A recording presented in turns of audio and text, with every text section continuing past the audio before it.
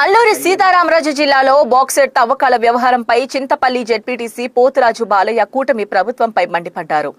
జర్రెల గ్రామంలో కొండలో ఉన్న బాక్సెట్ నిల్వలపై కూటమి ప్రభుత్వం కన్నేసిందని ఆయన ఆరోపించారు. బాక్సెట్ తవ్వకాల కోసం ప్రభుత్వం రహస్యంగా సర్వేలు చేస్తుందని, వీటిని పసిగట్టిన గ్రామస్తులు ఆ వ్యక్తులను పట్టుకున్నారని ఆయన వెల్లడించారు. బాక్సెట్ జోలికి వస్తే సహించేది లేదని ఆయన హెచ్చరించారు.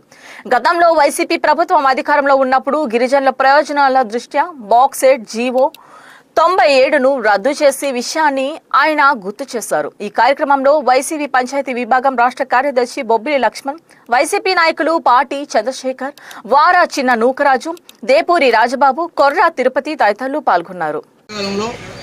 కూటమి ప్రభుత్వం మళ్ళీ బాక్సైట్ అంశం తెరలోకి తీసుకొస్తుంది. మరి అందులో భాగంగానే జర్రెల ప్రాంతంలో మరి రహస్య సర్వేలు చేస్తున్నారు. దాని మీద మరి జర్రెల ప్రాంత వాసులందరూ మరి ఆ రహస్యంగా సర్వేలు జరిపే టీంను పట్టుకుని నిర్బంధించడం జరిగింది. అందులో క్రమంలో మేము కూడా మరి వెళ్ళడం జరిగింది. మేము ఒకటే చెప్తున్నాము, మళ్ళీ కానీ బాక్సైట్ అంశం తీసుకొచ్చి బాక్సైట్ తీయడానికి ప్రయత్నం చేస్తే మాత్రము ఎట్టి పరిస్థితుల్లో సహించబోము.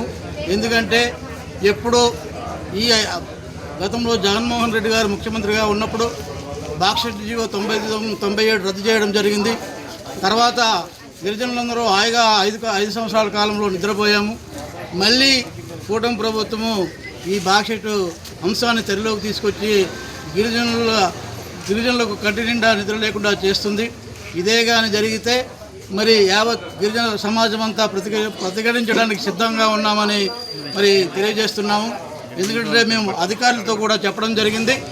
మరి మా ప్రాంతంలో మాకు కానీ మాకున్న చట్టాలు పీసా సభ్యులు కానీ మాకు కానీ అలాగే గ్రామస్తులకు కానీ మా గిరిజనులు కానీ తెలియకుండా ఎటువంటి సర్వేలు జరిపినా మరి గ్రామస్తులు మా గిరిజనులు తీసుకునే ప్రతిచర్యలకు మరి బాధ్యులు వారే అవుతారని మేమైతే తెలియజేస్తున్నాము. అదే అధికారులకు తెలియజేయడం జరిగింది. కార్పొరేట్ సంస్థలు ఏం చేస్తున్నాయంటే సీక్రెట్గా వచ్చి ఇక్కడ సర్వేలు చేసి ఆ శాంపిల్స్ అన్ని తీసుకెళ్ళి మళ్ళీ ఈ బాక్సైట్ అంశాన్ని తెర మీదకి తెస్తున్నారు. కాబట్టి ఆ అంశాన్ని ఇప్పటికైనా ప్రభుత్వము మరి స్పందించి వెంటనే మరి దాని మీద వివరణ ఇవ్వాలి.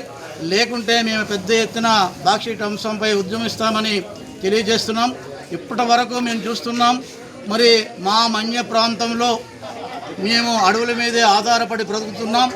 అడవి తల్లి గుండెల్లో గుణపాలు దిగితే మీ మీద కూడా ప్రతిచర్య ఉంటుందని మరి తెలియజేస్తున్నాం.